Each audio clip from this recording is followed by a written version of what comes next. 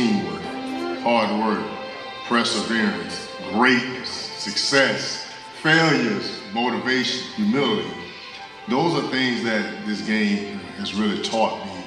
I love the game of football because there's nothing like it. I mean, the challenge, the discipline, the teamwork. Not only what you did on the field, but how you carry yourself off the field. All this comes into a package, and they say, well, you know, I can be like that too, or I can do the same things that he did. And it really makes me feel good that I'm an example for other people. I think honor, and I think integrity. Those two things, I've always wanted to be true to the game. You learn in the game to be accountable, and I think for my kids, just teaching them how to be accountable, and maybe they won't play the game of football, but just being accountable for things in life. Working together and learning the responsibility of not only your within yourself and your job and your responsibility yet, but working with other people next to you. I believe so many people go to the grave empty without ever fulfilling their potential. So part of my life assignment and what I do even with my children is help them take your unique gifts and attempt to become the best at it. Football is such an incredible game. It was a passion. You have to respect people, and they got to respect you. There's so many things I learned from the game: discipline, respect, perseverance, resiliency, all the things that is really what sports is about. I want to use my election into the Hall of Fame for 2014 in order to me further serving the community in a different way. And I accept that challenge head first. Honor the heroes of the game. Preserve its history. And promote the values of the game. To celebrate excellence everywhere.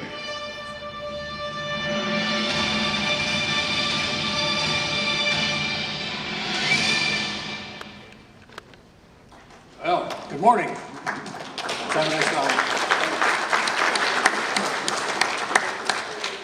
My name is Joe Horrigan. I'm Vice President of the Pro Football Hall of Fame here, and in just a minute I'm going to introduce our special guest. But before we do, we want to talk a little bit about exactly what we're doing here today. Today this is a part of what we call our Heart of the Hall of Famer program. And we hope today that we're going to instill some thought into some things that you might not traditionally associate with the game of pro football. Specifically, we want to talk about values such as commitment and integrity, courage, respect, the types of things you just heard on the monitors above me and behind me and below me here, and excellence, achieving excellence. That's what we're going to focus on today. We're going to do it through our special guest, Ray Guy, who I will introduce in a minute. But before I introduce him, I want to introduce everybody that's here. First of all, we have a live audience, and we have an audience connected through our distance learning program, as well as we are also connected through the internet. So we have people tuning in through a webcast. We have our live audience here, and we have our video conferencing through schools across the country. So let's begin by acknowledging the schools that are here today in the Hall of Fame. McKinley High School, let's have a little shout out for your high school. Where are you? McKinley High School, Canton, Ohio. How about Barberton High School? Where are you at? Tuslaw High School from Massillon. Oh, a little louder, come on, a little louder. All right, Canton Local Schools. Down here, all right, welcome back. East High School from Youngstown. Back there, all right. And Choices High School from Canton. Are we here? Okay, we have, on our video conferencing, we have Whitewater Middle School from Whitewater, Wisconsin. Let's give them a welcome from Canton, Ohio. We also have Spotsylvania Middle School from Spotsylvania, Virginia. And to everybody joining us on our webcast, we say hello to you from Canton, Ohio. I've been told to remind those that have tuning in with the webcast that you can submit questions today to Ray Guy via Twitter if you use the hashtag Heart of HOFER, Heart of HOFER. And anybody using social media can also contact us today using that hashtag. So, let's get on with our introduction. Our special guest, Ray Guy, was a collegiate All-American at Southern Mississippi. He was a gifted athlete. He doubled not only as a punter, but as a field goal kicker as well. Once had a 61-yard field goal versus Utah State. Ray also played safety and had 18 interceptions in 3 years at Southern Mississippi, and was an outstanding baseball pitcher who was drafted while still in high school in the major leagues. In 1973, Ray became the first and only punter ever to be drafted in the first round. He was drafted by the Oakland Raiders. He spent 14 seasons, his entire career with the Raiders, and not only as a punter there, but Ray, again, a tribute to his versatility, his athletic abilities, was also the backup emergency quarterback for the Raiders. His career punting average was 42.4 yards and averaged more than 40 yards in 13 of his 14 seasons in the NFL. 14 seasons for a punter alone is a long time, Ray, I think you'll agree. And an amazing thing, of his 1,049 career regular season punts, only 3 were ever blocked. And for those of you who watch the game today, you know you can see a game where 2 are blocked in a game. This is his entire career, over 1,000 punts, only 3 were ever blocked. He led the NFL in punting in 1974, 1975, 1977, finished second 3 times and third once. He played in 22 postseason games. That's almost 2 more seasons. So if you take his 14-season career, add 22 playoff games, that's almost like adding 2 more seasons. So it'd be almost like playing 16 seasons in the NFL. He played and was selected to 7 Pro Bowls, was named All-Pro 6 times and All-AFC 7 times. There's a lot of things I can say about Ray Guy in terms of what he did on the football field. But today, we are really going to focus a little bit about Ray, not only as a great athlete, but as a great human being. And what we want to do at this point is I want to introduce a quick video of Ray's football career that we'll show you when we get ready here. And then we'll start with some Q&A and some discussion with our special guest, Ray Guy. So. In 52 years, but finally the hallowed halls of Canton agree. Punters are people too. When Ray Guy went into the Hall of Fame, when he was inducted, he said, well, the Hall of Fame now has a full team because they have a punter. And that was right. And he was the first punter put in the Hall of Fame. And if it's going to be your first one, make it a good one. They made it a great one. It has been said that a defense's best friend is a great punter. Kick is away. There's a high, twisting, hang-time spiral. With booming kicks, 5-second hang times, and pinpoint accuracy, there may have been no better friend to the defense than Ray Guy. In 1973, Guy became the first and only punter ever drafted in the first round. A 7-time Pro Bowl punter, only 3 of his 1,049 punts were blocked, including a streak that stretched from 1979 until he retired in 1986. Please welcome Hall of Famer Ray Guy.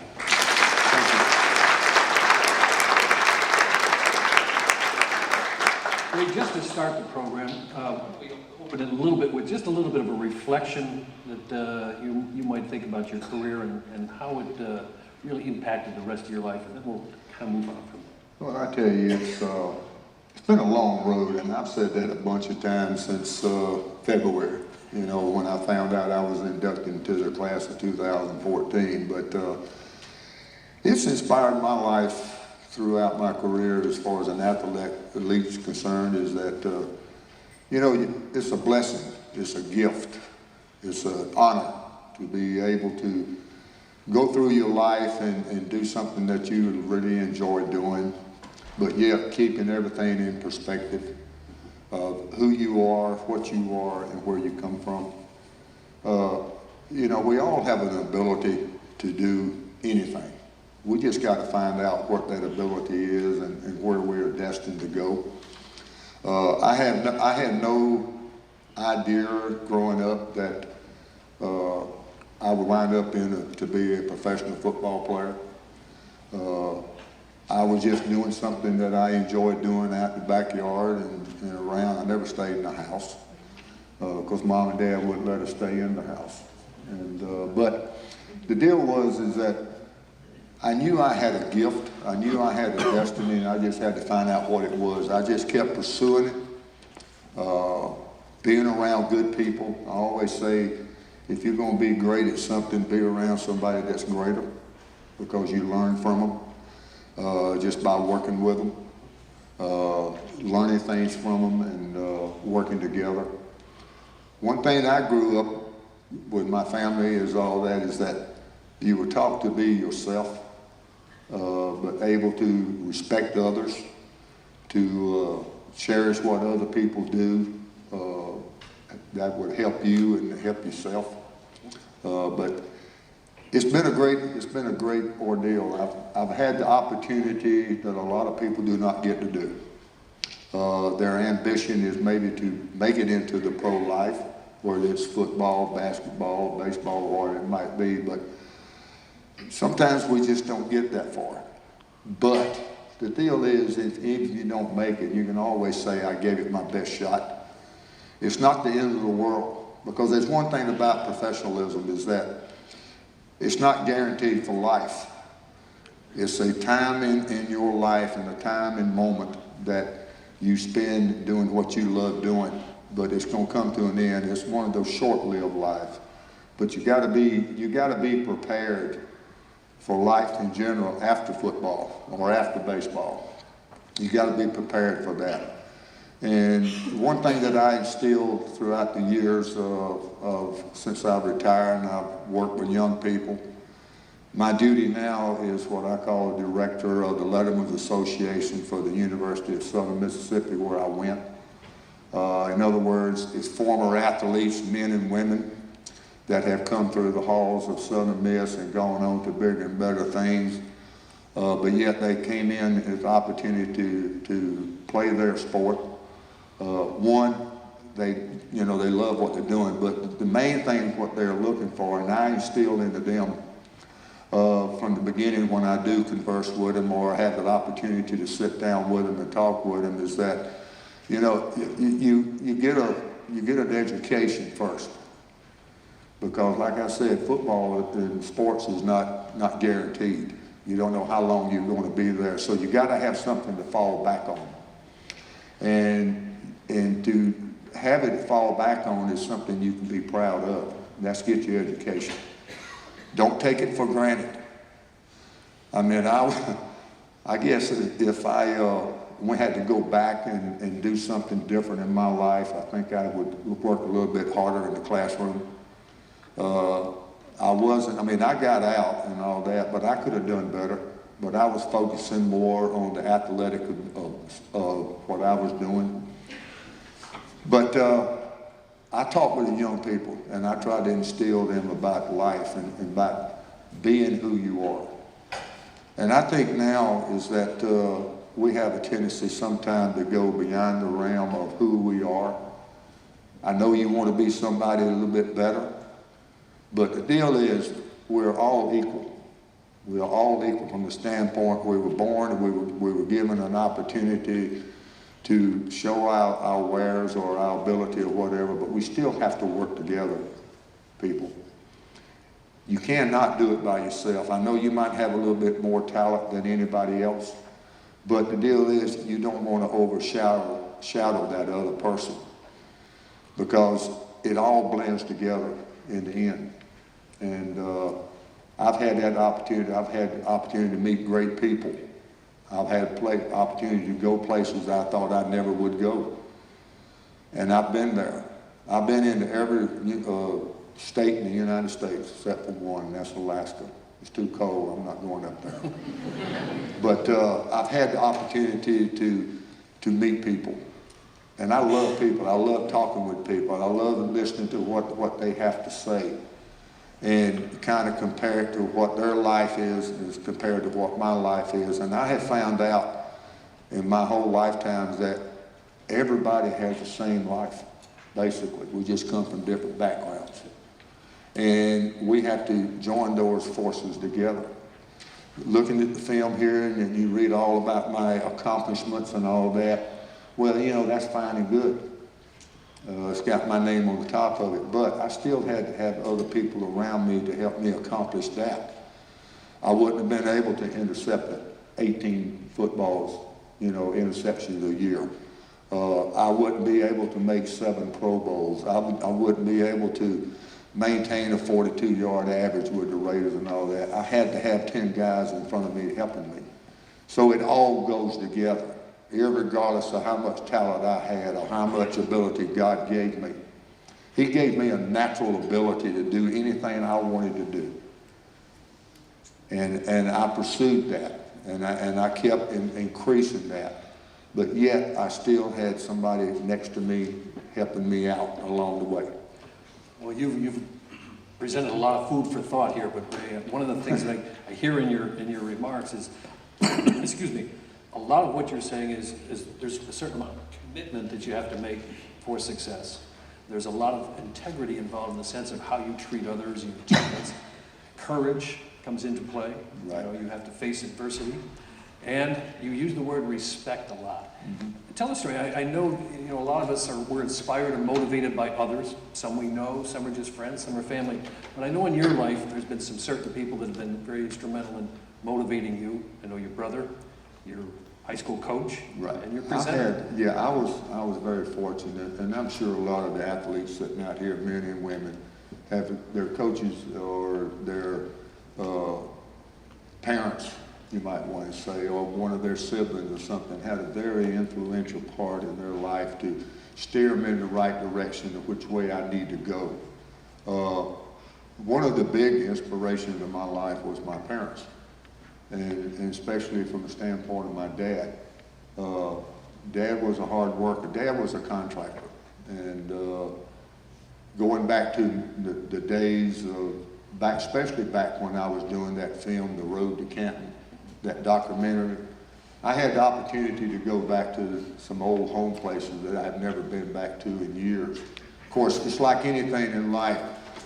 Where you grow up, you usually don't stay there. It's usually torn down or something's been built in place of it. But one of the places I went to was the old farm. The land was still there, but none of the buildings were there. And when I got out of the truck and walked over to where one of my brothers was, my middle brother, all of a sudden, everything was back where it was. The house was there, the barn was there, the fields were there. I began to hear sounds that I grew up with. I began to hear you can hear your mom calling you at dinner time to come in to eat and things like this. But the one thing that we were taught growing up was, if one, you respect others, you respect what you have. It's not what you have, it's how you use it. And it's not what I didn't have, because apparently I didn't need it. But what I did have, I enjoyed that, and I learned from that.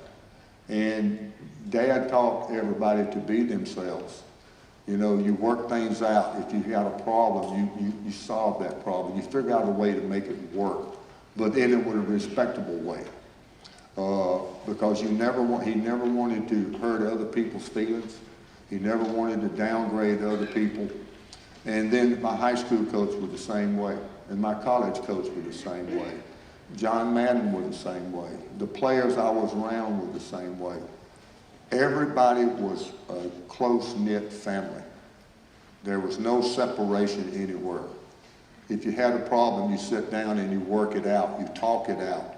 And then once it was solved, you went on as a family again. So everything was built around family life.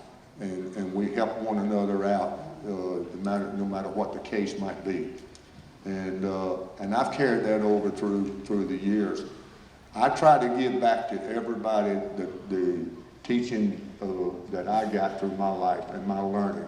I think the greatest education I got was not so much from the classroom, but it was from the geographical travel and being observing the different lifestyles that I saw across the country with the Raiders. And that's given me a greater perspective in life. I want to mention, Ray mentioned the Road to Canton documentary. There was actually a documentary done by NFL Network. It reruns, you might catch it sometime, but great documentary on the life and Ray's travels and Road to Canton, reaching the Hall of Fame. And for those of you who know the name John Madden from another world, you know it from Madden football or maybe from TV announcing. John Madden was not only Ray Guy's coach, but his dear friend and was his presenter into the Hall of Fame. Now we have some questions from our audience. We want to get to that right away. So I think we have right back here. Why don't you say your name and give us your question and what school you're from. Hi, my name is Sadie Bell. I attend McKinley Senior High School. Football is many times referred to as the ultimate team sport. How do you think teamwork teaches you about life? Team teaches me about life is teaching me to work with other people. There again, it goes back to what I was emphasizing a while ago. I couldn't never do anything by myself. And working with a team, being athletic, working in playing at a competition level, is that it taught me to work with other people, work side by side with them.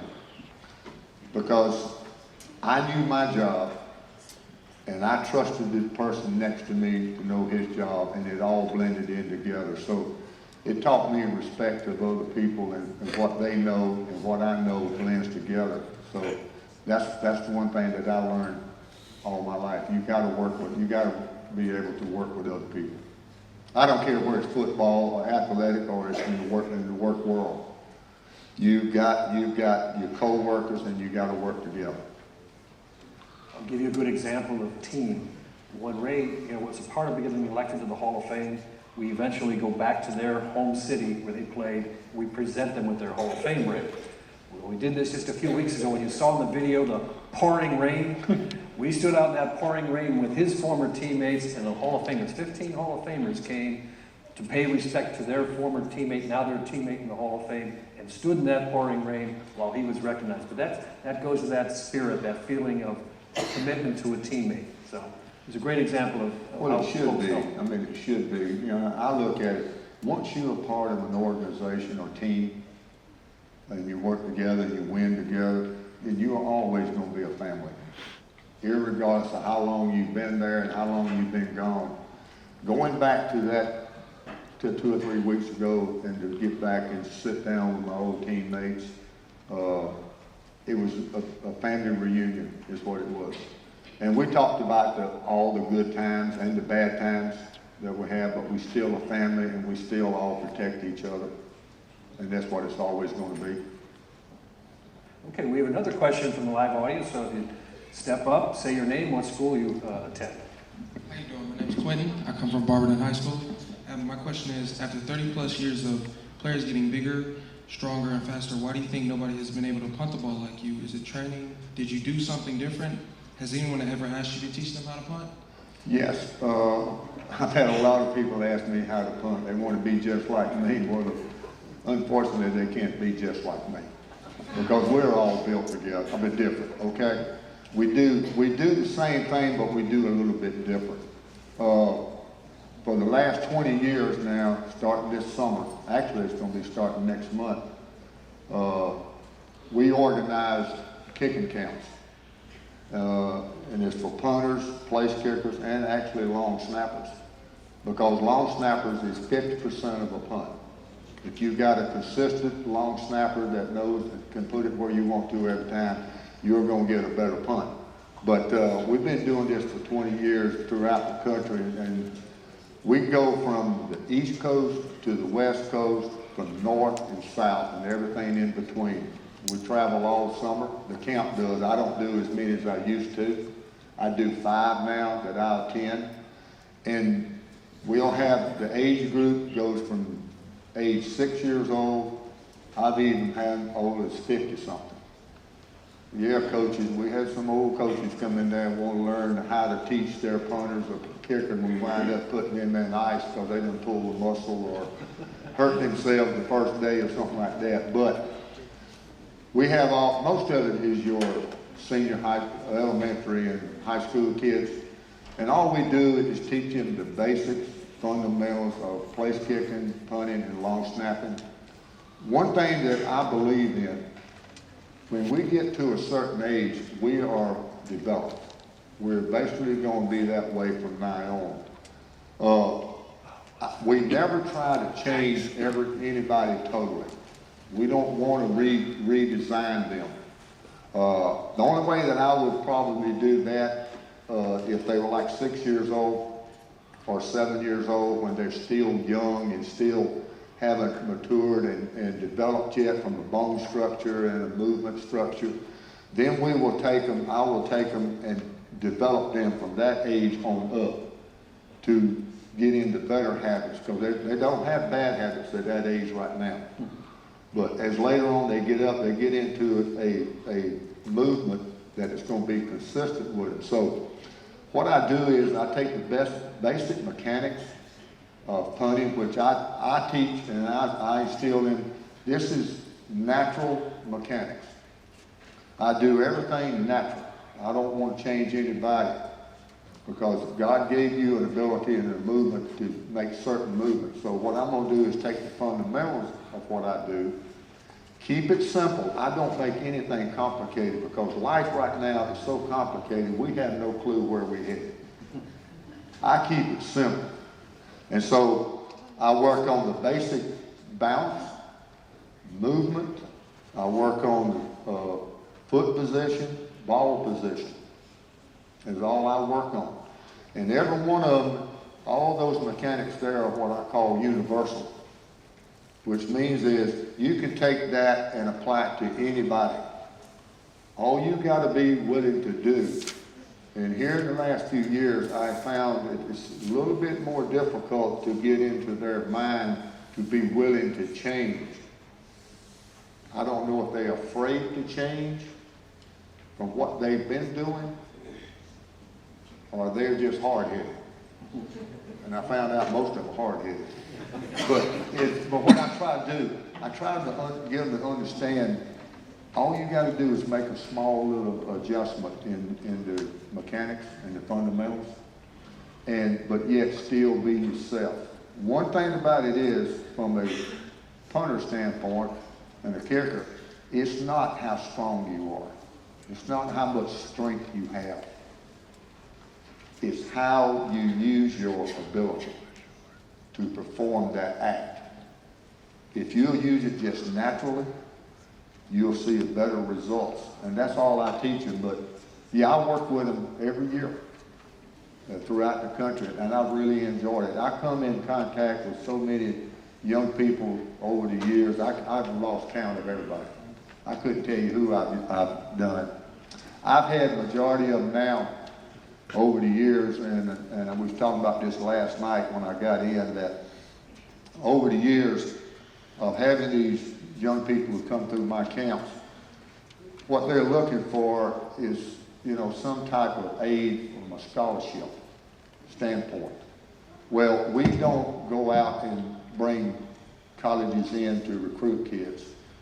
We'll put it on the website, and if the coaches want to go in to look for somebody, then all they got to do is go on the website and look it up.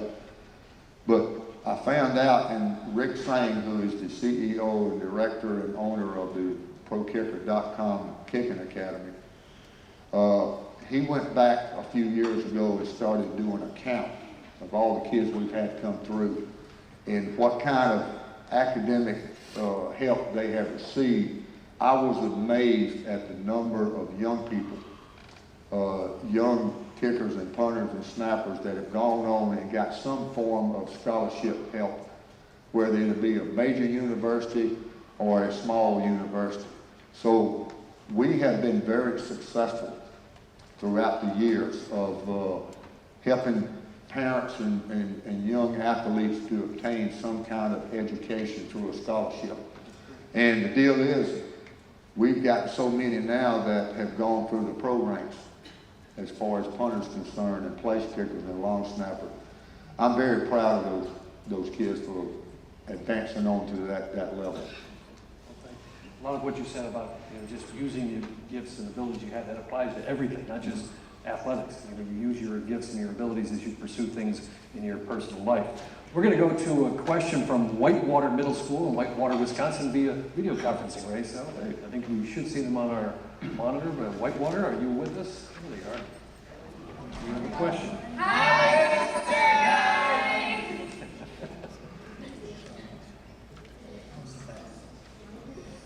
Okay, do we have a question? question, or are we ready for the question? Okay, he's getting some technical direction. All right, there we go. My question is, what were some ways that helped you become better in school and put all the bad thoughts behind you? Can you repeat the question? We got a little bit of an echo there. What were some ways that helped you become better in school and put all the bad thoughts behind you? What were some ways that made you better at school? How to put things behind you, bad things behind you?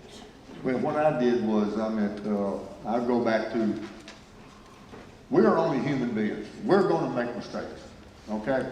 The best thing to do is forget about those mistakes, because technically, from my standpoint and my thinking is, I'm probably gonna make more mistakes than I do positive things.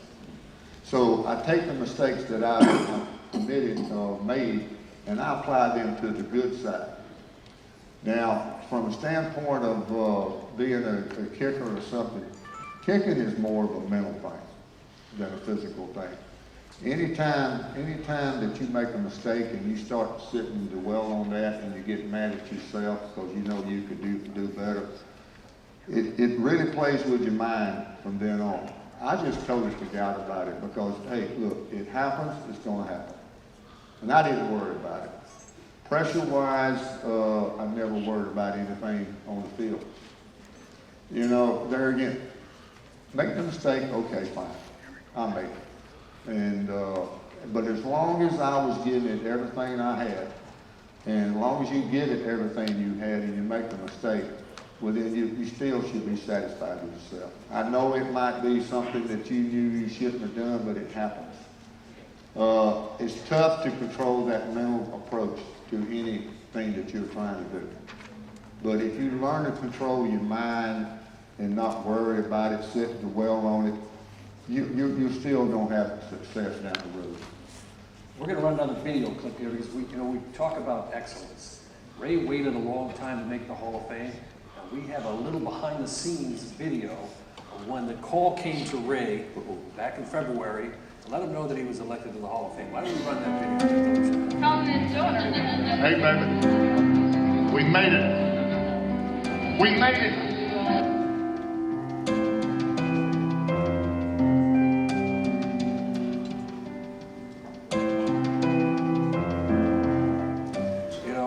It's funny, when Ray got that call, and that was a call that he waited a long time, he had a brilliant career, but he was the first punter ever to be elected to the Hall of Fame. And for those of you, we always hear people talk about football, it's offense and defense. Well, it isn't. It's offense, it's defense, and it's special teams. You can't play a game without special teams. So Ray represented not just a special teams player himself, but a whole lot of guys who played this game who lived in anonymity. So, a big word, huh? That's a big word. But when Ray got the call, I got to tell the story, Ray, if you don't mind. Go ahead. Ray and I have been talking for many years. He's been a nominee in the past. And I would always tell him, well, if it happens, Ray, we'll call you at such and such a time to let you know that you were elected. So this year, things were looking pretty good. And I told Ray we should be done with the meeting at about 5 o'clock. It's a long meeting where we debate who gets elected. And I told Ray, I said, about then you'll get a call from us and let you know whether you made it or not. So again, Ray's familiar with me and my phone number from a variety of years we've made this call. So he's waiting, and our meeting went extra long. And this time, I wasn't making the call. I was busy calling some others when the meeting was over. Well, time went past 5 o'clock. He thought, didn't make it again. Didn't hear from them. Then his cell phone rings, but it's not my cell phone. It's David Baker, our president of the Hall of Fame, whose cell phone has an area code from California. So he's looking and says, well, it's not Joe, so I don't know who it is. And he almost didn't take the call. So Dave Baker, when he finally decides to answer the call, see who's calling him, he's thinking somebody to offer condolences. David Baker says, Ray, this is David Baker, president of the Pro Football Hall of Fame, and it's my pleasure to tell you that you've been elected. And Ray went down. Dave Baker says, I think I just killed my first Hall of Famer. He was so surprised to get the call. He wasn't expecting a 708 area code. Well, this was my 8th time being in the finals for the Hall of Fame induction. And I guess after that number of times, you kind of get the idea, well, hope it happens, but then again, well, maybe it's not. So you're sitting there. Now, this is the first year that, from my standpoint of being on the Final 17 list, that I was ever at the site of the announcement and the Super Bowl. Prior to that, the 7 times that I was always somewhere else. I was either at some function somewhere across the country, or I was at home. And of course, the phone call never came in. And I just got orientated into, well, you know, after 5 o'clock, you know, that's not going to happen. So I just go on about my business and doing something else. And you're right, I'm going to go a little bit more in depth on that. We were sitting, Sandy and I were sitting in the hotel room there in New York. And she was over this side of the room. I was on this side of the room. I had the cell phone in there on my hand. Well, she had her phone, which everybody does, to take pictures. You know, you got to capture the moment right there, because she wanted to capture the moment when the phone call did come in. And so it was about, I guess it was about 5:30. There again, the phone call did come in, and I was over here, and I had mine on. And she'd been taking pictures. She laid it down on the credenza there in the room. And at 5:35, it still didn't come in. And I'm beginning to think, okay, this is not going to be the year, you know. Which I brought myself down, because prior leading into this, when he called me in September and told me that Claude Humphreys and myself, were the two seniors on the final list, I had a little bit more outgoing perspective that this might be the time, going from the regular group up into the seniors. That means I'm getting older, you know, been around a while. But I was sitting there, and so I started coming down. I started to get the excitement and bring it back down to normal. And I was standing up there in the room there, and the phone was down in the chair. And at 5:42, the phone rang. Supposed to be 5 o'clock. Yeah, well, you were running behind. And I looked down at the phone, and the area code was 714. And I told Sandy, well, that's not Joe, that's not 330. I said, that's Anaheim, California. I said, now who the devil's in Anaheim, California? I knew a lot of people. And it rung about 2 or 3 times. About the 3rd time, for some reason though, I don't know why. I just because normally I let it go to voicemail. And that'd be a heck of a way to get the announcement from the voicemail that you are now in the Hall of Fame. I just reached down and picked it up. And I answered it and said, Dave Baker. I said, yes. He said, you're into the Hall of Fame. I said, Dave, you're kidding me. He said, no, I'm not kidding. He said, you're one of the class of 2004. I said, Dave, you're kidding me. That's when my legs just went numb. I just fell down in the chair and the phone hit. And Sandy never got the picture. The moment. That picture right there you just saw, that's when we went downstairs for kind of congratulate one another, you know, and they had interviews and all that. That was my daughter on the phone. She had called me. So that moment should have been in the room, but I'll take that one in today. So it was exciting, and ever since then it's been, my life has changed for the better. I've gotten, you know, where I meet more people, I get to talk to more people. One of the greatest things that has transpired out of this is when I walk around the campus of the University of Southern Miss. Now, I've always talked to students, and I'll run into some athletes that, you know, I see them walking in between class and all, and I'll talk to them. But I'm beginning now to talk to more other students. I guess they recognize it, and we'll stop and talk. Now I'm getting to be more involved into the community of the Southern Miss campus. And my whole deal is, why I'm back at Southern is not only to help and transpire the university athletic program to bigger and better things what it is now, I get to talk to the students and try to exploit into them what I've learned over my lifetime of playing sports and being with the Raiders and being traveled all over the country and learn new geographical education. I try to instill into them to what they need to expect in life. Because once you leave that, once you cross that curve out there in the front campus of University of Southern Miss and you have the diploma in your hand, it's a different world out there. You know, it used to be you go 4 years in college. These kids now are going 5 and 6 years. I don't know if they're scared to leave campus or what. But the deal is, you sooner or later have got to venture out in the real world. And you have to be prepared. And that's what I try to instill in them from a simple explanation about what I've seen and what they are going to face. And hopefully, you know, I can make more progress with these young kids. And the same thing with athletes. From the standpoint of, you know, you at the college to get a scholarship and an education and to play football or baseball or whatever. But there again, it goes back. I try to instill into them, don't put all your apples in one basket. Because it's good to go and do what you dream about doing, but it may not last forever. You have to be prepared for life. Okay, I think we have another question from our live audience here. Say your name and school you're from. My name is Dominic Douglas and I'm from East High School.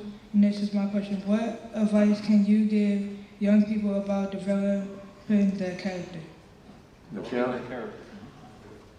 Well, it'll go back to what I always instill in is to develop your character is to be yourself. You never want to be somebody that you're not. Don't ever try to be somebody that you're not. In other words, don't try to impress somebody just to be liked. If they don't like you for who you are, then apparently you don't need to know them. Okay? My deal is, and I tell people all the time, is that I am who I am, and that's all I'm going to be. And if you don't like who I am, that's okay. I'll still be your friend. But it's good to be liked, but you've got to be yourself. You've got to grow with what you believe in, where you're focused on going, and what you want to do when you get there. And that's why I try to work with young people as much as I can. And I'm going to be honest with you, I'm not going to get every one of you. I'm not. I'm going to try.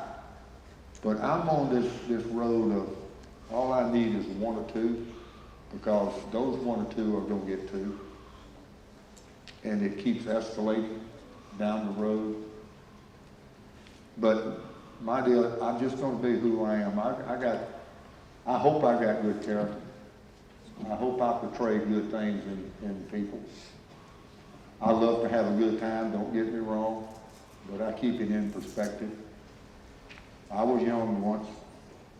You know, we always test the grass, but I found out real quick that grass wasn't green. It was a little bit brown on the other side of that fence. So just be who you are. Be happy with who you are. That's all you got to be. You are who you are, and you can't change it. So portray good character to other people. Do unto them as you want them to do unto you. I think we have a question from Spotsylvania on the video conferencing, ready? My name is Annika, and my question is, which pillar of character is the most important to you and why? What part of character is the most important to you and why? Character to me is, there again, it goes back to being yourself. That's all. I mean, I don't know how to put it in any other words, because, you know, I've seen a lot of things in my life, and I've seen a lot of people torn down because they went beyond their character. I try to portray a good, honest, Christian life. I try to tell the truth. I try to tell it like it is, without hurting people's feelings, but sometimes you're gonna hurt people's feelings. But if you just, like I said, if you just be yourself, you'll be more happier in life. You'll get a lot further in life. That's basically what I'm saying is who you are. That's all it is. It's about integrity. It is integrity. Like I said, I'm not ever going to be anybody else. I'm not. You know, and I try to help people out. I mean, I try to instill in them, and I want to be your friend. I want to be a mentor, basically. And I want to do the right things to portray good character to other people. And hopefully I've done that. I haven't really met an enemy yet, so far, that I know about. We have another question from our live audience. Ray, why don't you state your name and your school? My name is Scout Wallheater and I'm from Tussle High School. As a longtime veteran of the game, what would you tell today's rookie players? That's a good question there. I'm not what you call up to date on this modern football now. I can't understand it, to be honest with you. I'm from the old school, man. It was rock hard, and that's all it was. I would tell them, you know, one thing is to give it everything you've got. It's a brand new learning experience. When you get up, it's a different life. I think one of the hardest adjustments for kids coming out of college, going into pro life, and when they sign that dotted line as a contract, I think the biggest problem a lot of them run into is handling that notoriety, how much people see you now. They're always around you, they're always pulling at you, they always want this, they always want that. I think it's just tough for them to handle the limelight. I really do. Like I said, it's a lot different now. One of the biggest problems I've run into, or from my standpoint that I see is one of the big culprits, is the money. There's so much money out there now that these kids are making, they can't handle it. They want to have that fast-paced life. They want to reach back and grab everything that they've never had too quick. They don't know how to appreciate it, enjoy it. So I don't, it's tough. I'm glad I'm not in it no more. I really am. I think I came along at the right time. To me, back when it was still normal, you know, you didn't have to worry about a lot of things you do now. It's complicated now. It's very complicated. It's very competitive. Because when you go from college, playing one level of football, and you go to the pros, you reach the pinnacle of your athletic career as far as play is concerned. One thing, you may be great, but that guy right there you just get to go compete against is greater. And there's going to be a lot of competition. A lot of times there's going to be some harsh words said. There's going to be some fights you might want to say for, you know, if you're fighting for a position. One, I would like to see them when they enter that professionalism in sports, in pro football, is to learn your place on that team. Even though you might not be a starter, but you've got to be a player. You've got to be a team player. That's what it's all about. It's about teamwork. You learn your role, what you're doing your first year or to the second year or whatever it might be. Just because you're not a starter doesn't mean you're not important. To me, I found out that the guys that are on the second level or the third level in the team rotation is just as important as the guys that they introduced at the start of the game. Because if you'll notice that somewhere during the part of the game, those starters have to come out, maybe from an injury or something. Your second guy goes in, your third guy goes in. but everybody knows their role. They have to be patient. And whatever you do, give it everything you've got. Don't get upset because, well, I'm better than this guy. Well, you might be, but he's a little bit better. He's starting, you're not. You got to know what your role is, and you got to be able to adapt to it. A little bit of respect. That's it. I think, a lot of what we are talking about here is, respect and achieving.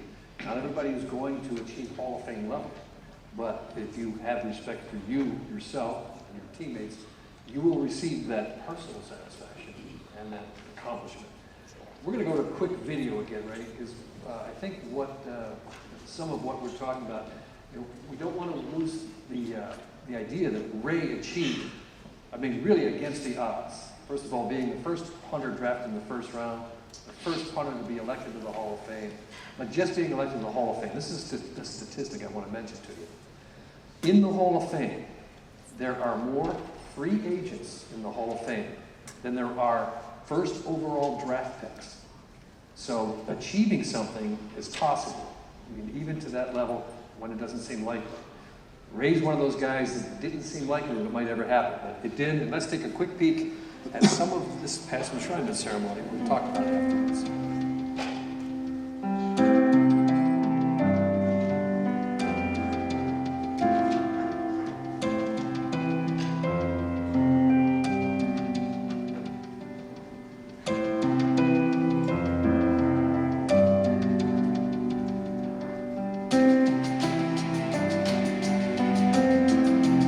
I am proud to be in the Hall of Fame. I'm complete now. I am a Hall of Famer. I am part of the family now. You know my legacy will be forever a part of pro football history, and that my bust will be alongside the greatest athletes of all times. It leaves this old punter speechless. So in closing, all I can say is that it was for the love of the game that I am here tonight. Thank you, and God bless you. Love of the game. Love of the game. And what we didn't see in that video is the gentleman that introduced you, for induction into the Pro Football Hall of Fame, was a guy I think I can say with no hesitation that he loves you. He pushed for you hard, and he was your coach. Tell us a little bit about the relationship between you and John Madden. John was a father image, basically. To me, he's one of those coaches that I call a player's coach. He understood, wasn't very vocal if you made a mistake or something like that. He understood that you're a human. You're just a human being out there playing. You're going to make mistakes. Whenever there was you made a mistake or there was a problem or anything of that sort, it wasn't brought out in a team meeting or a group meeting. It was one of them behind closed doors deal that you sat down as human beings, as man to man, and you talked about the problem or the situation or whatever it might be. And you discussed the options of how to correct it, what's right, what's wrong. But now once it was finalized and over, it was over. There was nothing else said about it. When you get there, you are a man. You are grown up. You are now a man. And you should know the difference between right and wrong. But John's deal was he was a player's coach. He was kind of a mentor to everybody. We all have our problems. We all have our disagreements, but there's always an answer, a very calm way to get the answer. His requirement was basically, you show up on time, you practice hard, and you play hard. And that was it. He wasn't, something happened, he only got mad at the referees. That was only on the sideline. But other than that, he was a friend. And I still love him to death, and I love being around him. He loves being around us. When we have the chance to get a lot of us together again. and we just sit around and talk about the old times. With John, you played in 3 Super Bowls. Yeah. I mean, I know being elected to the Hall of Fame is a great honor. That was an individual honor. But the feeling of going to and winning 3 Super Bowls, that had to be pretty special for you and Well, your team. there again, John would basically, or the coaches in general, or the Raider organization in general, they basically let you be yourself. They give you the tools to work with, the plays and the practices and all that, the game plan you might want to say. But we're the ones that had to go out on that field and play and produce and play together. Use that game plan as one. And John knew we were going to do that, and we were going to do that. But I was really, what made me feel more relaxed, and that it was through the years, from the first year all the way up and going into the end of my career. From the standpoint, from my perspective as a punter, and I did the kickoff for the first 5 years too with the Raiders, which I enjoyed too. But what the game plan was for me on 4th down was my choice. It was technically not John's decision or Coach Flores' decision. It was my decision. And what I mean by that was during the course of the game, when every 3rd down come up and we might be in a punt situation where it might be out in the middle of the field, or it might be backed up in your own end zones, or we across the 50 trying to go in, we would always gather the cover team, punt team, down on the sideline, and we talk about the situation, where we were playing, who we were playing, what's the weather condition, and things like this. All the obstacles that are involved in that game. And then it come down, John, or mostly Tom, those last few years, because I was only with John for the end up until 77.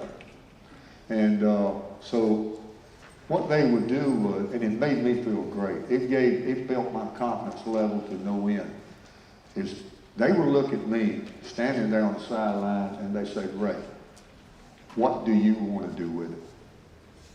It wasn't, Ray, you do this. It's what do you want to do with it? And when you got a coach and coaches that had that much confidence in your ability, irregardless of what situation you were in, to give you that authority to you make the decision, you're going to perform a lot better. You're going to play a lot better. You respect the coaches a lot more because they respect you. From the category of, you tell us what you want to do. And I think that's the way it should be. Keep coming back to that word respect. Well, respect is always going to be there. We have another question from the student back here. Please state your name and your school. Hi, I'm Caitlin Williams from McKinley Senior High School. My question is, why did you choose to play in the NFL instead of Major League Baseball? And was there a role model that helped you make that decision? Well, I'm going to go back to role model in my early days. I really did not have a role model. I guess one of the person I looked up to, basically, I don't know if you'd call him a role model or not, I call him my brother. And I think from the standpoint, he used to out-kick me when I was little. And I was bound and determined to kick it further than him. So, but technically, I really did not, through my years, have that in my mind to play football or baseball. It really didn't matter to me. It wasn't something that I set a goal out to start when I was young and growing up and all that. I really did not start thinking about professional sports. One time I did was when I got drafted in baseball out of high school. I thought about it, but I turned it down. The reason I turned that down is I had already signed a scholarship to the University of Southern Miss to play football and baseball. Now, I was raised on this line is that when you make a commitment, you don't change it. You don't back out of it. That is a firm agreement between you and another person. And when the scout came to the high school, and that's when they first come out with that radar. I've never seen a radar gun in my life. I had no clue what it was. But they wanted to time how fast I threw. I said, okay, fine. I couldn't find my catcher that day, so I had to get my best friend who was the manager. And he's never caught a baseball in his life. I think I knocked him down with it. But anyway, I told him, I said, I would love to, but I've already committed to the University of Southern Miss, and I'm going to go there and play baseball and football. That was one time, basically, it might have entered my mind, but it got out real quick. But I was taught, or we were taught, to once you make a commitment to somebody or something, you still honor that commitment, irregardless of what else might come up. Then I got into college, and then, of course, I was drafted 4 more years in baseball. It never entered my mind because I hadn't finished the scholarship yet, And Dad was a big inspirator of telling you when you start something, you finish it to the end. Because when you quit, it begins to get easier and easier as you get older to quit something, just because it's not working out for you. You always stay to the end because, 1, you're letting yourself down. 2 is that you're letting your fellow worker down that are counting on you to participate and be with you, through thick and thin or whatever. So I never really gave professionalism any thought until my senior year. And when I got drafted by the Raiders, I also was getting ready to be drafted by the baseball again, #1 draft. But the guy told me, he said, look, you go ahead and negotiate your contract with the Raiders, and if you don't like what you get, then call us. And I never gave it no thought after that. I turned it over to my, which is one of my best friends now, my attorney. And he took it from there, and I didn't think about it anymore. So I didn't really, it's just something that happened. But there again, that was my destiny, to be a Raider. And I don't regret it one bit. All about commitment. It's all about commitment. Thank you. We do have a question down here on Twitter. Twitter. Anonymous. How important is preparation on the field and in life? You mentioned a little bit about that just before this question. Both of them are very important. For one, on the field, preparation is you work on things during the week that you think will benefit you on Sunday. And you try to figure out what's the best way to do things, make it easier and all this. And for life, I have a direction to go. And so far, I've gotten half of it done. And I'm still on the right game plan, you might want to say, is that in life in general is I've done what I love to do. I play sports. I'm through with it now. I never look back at it. I've looked back on the good times. I've looked back on the bad times. I got more good times now than I do bad. But I take what I learned on the field as far as commitment, respect,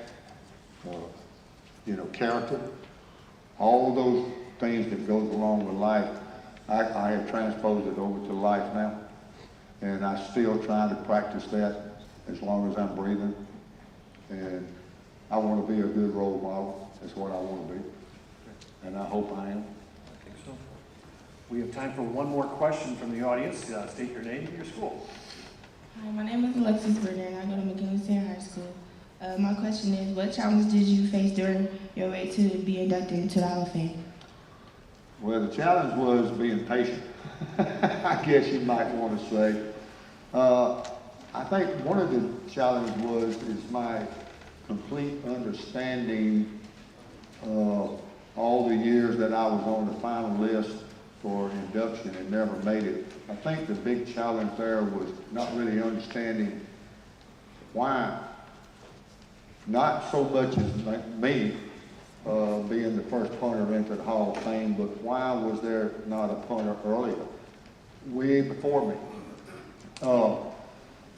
Because I knew the importance of it. And I'm talking about all the way back down to elementary school and high school and all. I knew the importance of every phase of that football game.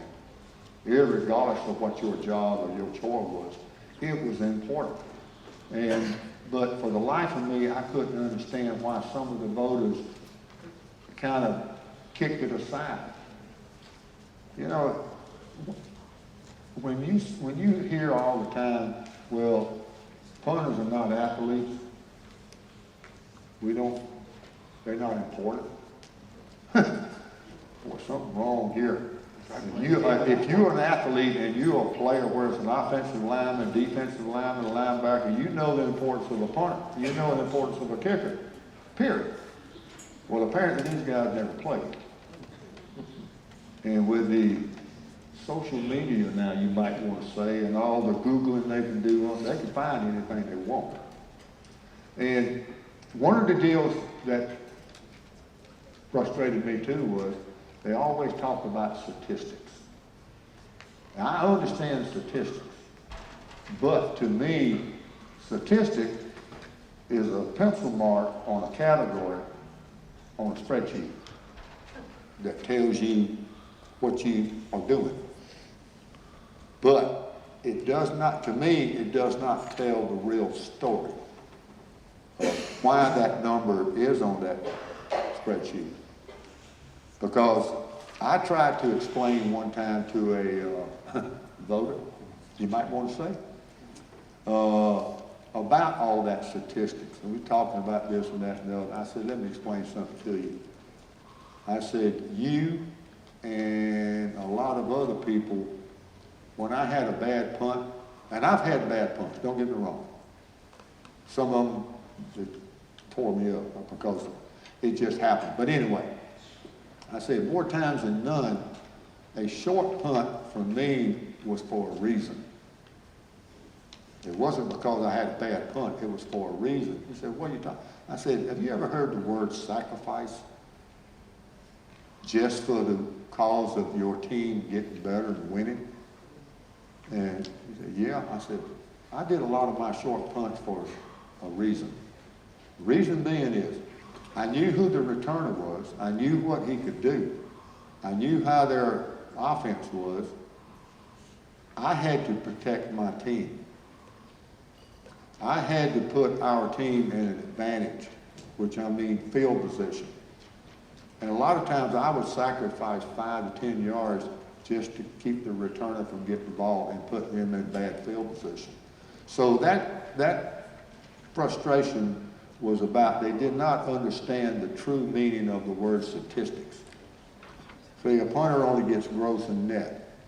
Well, I can understand the gross, but the net I can't quite understand because it takes two, the punter and the cover team. You can have the greatest punter in the world, if that cover team don't cover, the net goes, you know. So that was one of my big frustrations playing in the league, is not getting into the hall earlier, or somebody in there, is because they did not understand. Okay? Well, you are here now, and it's forever. Yes. And I'd like to thank you for being here, talking to us all here today. Let's have a nice applause for our guest program.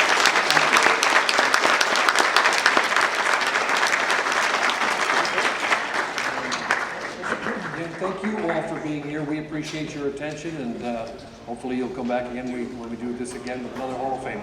Thank you very much. Hope you all get A's.